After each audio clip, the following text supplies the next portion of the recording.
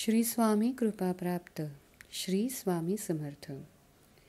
जेव्हा जेव्हा तुम्ही इतरांबद्दल चांगले विचार करता आणि तुमच्या उत्तम अशा भावना ज्या ओतप्रोत प्रार्थनेमधून समोरच्यापर्यंत पोहोचवता, तेव्हा त्या प्रार्थनेला यश हे मिळतच असतं. मग अशा वेळेला मनामध्ये तुम्ही कोणत्या शंका घेऊन बसता की मी तुमचं ऐकतो की नाही?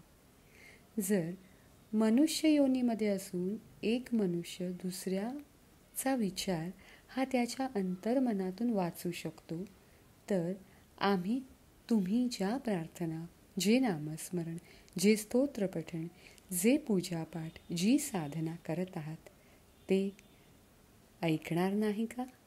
ते समजून घेणार नाही का? याबद्दल कधीही अविश्वास मनामध्ये ठेवू नका.